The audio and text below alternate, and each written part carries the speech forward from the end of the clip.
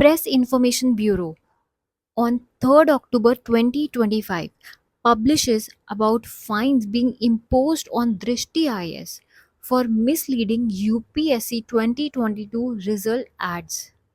और ये पहली बार नहीं है कि दृष्टि आईएएस पे पेनल्टी इम्पोज करी जा रही है, पहले भी ऐसा हो चुका है, बट उनकी साइड से कोई कॉन्क्रीट एक्शन नहीं लिया गया और ये मिसलीडिंग एड्स कंटिन्यू रहे।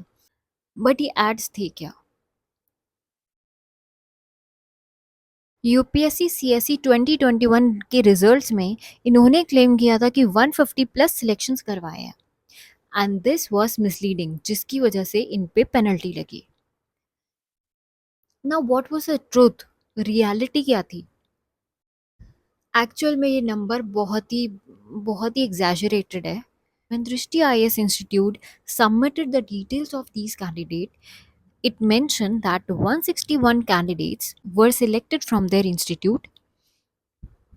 Perhaps this is not the complete truth. Out of these 161, 148 were enrolled in IGP program. अब ये IGP, if you don't know, let me tell you, this is Interview Guidance Program, which means a candidate who has qualified prelims and mains by himself or herself but now wants to enroll for mock interview practice in an institute which is actually a free initiative. It's high chance कि उसका selection हो ही जाएगा। अगर 2000 candidates को free mock interviews में enrol किया जा रहा है तो हाई चांस है वहाँ से बहुत ज़्यादा सिलेक्शंस हो जाएंगे, which is actually misleading because they have actually contributed peanuts to the candidates UPSC journey. तो 161 में से 148 तो आईजीपी में थे, which is a free initiative, और उसमें कोई भी कैंडिडेट जो प्रीलिम्स मेंस खुद से क्वालिफाई करके आया है वो एनरोल कर सकता है without paying anything. 7 were enrolled in mains mentorship programme. मतलब सिर्फ 7 ही कैंडिडेट ऐसे थे जो मेंस मेंटोरशिप प्रोग्राम में थे और 4 कैंडिडेट ऐसे थे जो जीएस फाउंडेशन प्रोग्राम में थे। मतलब एक लॉन्ग जर्नी जो यूपीएससी एस्पिरेंट कवर करता है किसी कोचिंग इंस्टीट्यूट के साथ, वो सिर्फ 4 ही कैंडिडेट थे। And in the same year they claim that they have marked 150 plus selections. So this ad was completely misleading और इसीलिए इनको पिनलाइज किया गया था with a fine of ₹3 lakh in September 2024. But this was not the end. Again ये चीज़ continue होती रही। Next year also they claimed selection of 216 candidates. But after investigation by Consumer Protection Authority, it was found that 75%, that is 162 candidates, had only taken the free interview guidance program after independently clearing prelims and main stage. और सिर्फ 54 ऐसे candidates थे जिन्होंने IGP plus other courses, अब other courses कुछ भी हो सकता है, for example test series, prelim test series में बहुत सारे कैंडिडेट्स इनरोल करते हैं, या मेंस टेस्ट सीरीज या फाउंडेशनल प्रोग्राम भी। तो आप देख रहे हो ये 216 का सिलेक्शन क्लेम करना और कितना डिफरेंस है एक्चुअल सिलेक्शन में। और ये कोई छोटे इंस्टीट्यूट की बात नहीं कर रही, this is one of the reputed giant among the coaching industry. But why this so? Is the coaching industry failing? क्या कोचिंग इंडस्ट्री सिलेक्शन नहीं करवा पा रहे हैं? What is the reason of their failure? But for candidates there are my few recommendation. जब आप coaching में enrol करो तो इन बातों का ज़रूर ध्यान रखना, ये आपके जर्नी के लिए गेम चेंजर हो सकता है। Because if you don't choose a right coaching for your self then you'll be going in the wrong direction. Let's see these recommendations.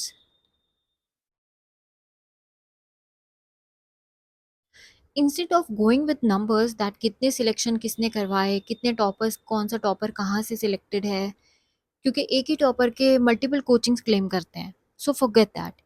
जब आप एनरोल कर रहे हो ध्यान रखो कि फैकल्टी का जो टीचिंग मेथड है वो क्या है। अपने सीनियर्स से फीडबैक लो, उनकी डेमो क्लासेस ज्वाइन करो, क्या वहाँ पे रोड बेस्ड टीचिंग हो रही है या फिर एनालिटिकल मेथड्स हैं उनके।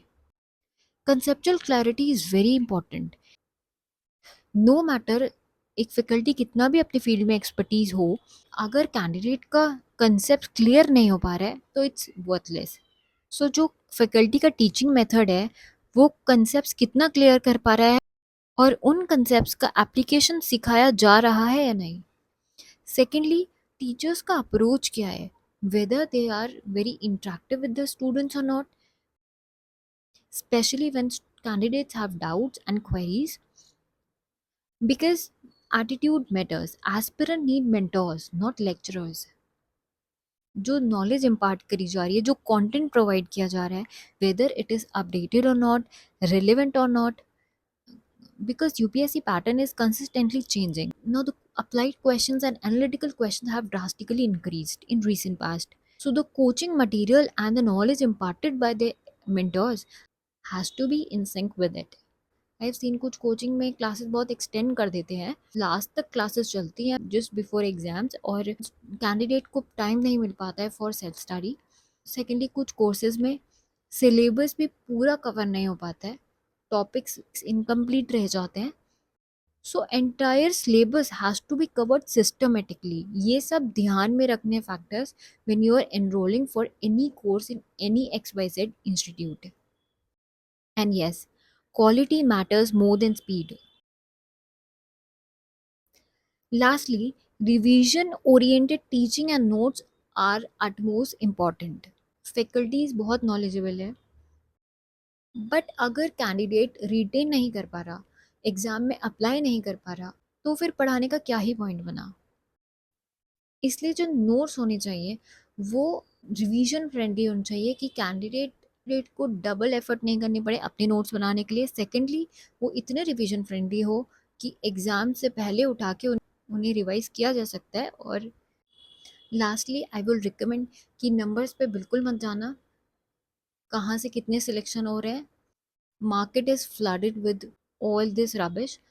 Talk to your seniors and faculties and take demo classes. जिस भी कोचिंग को आप एनरोल करना चाहते हो उसके नोट्स लेके आओ, पढ़ो और डेमो क्लासेस लो, समझ में आता है तो ही एनरोल करो, डोंट गो विद नंबर्स।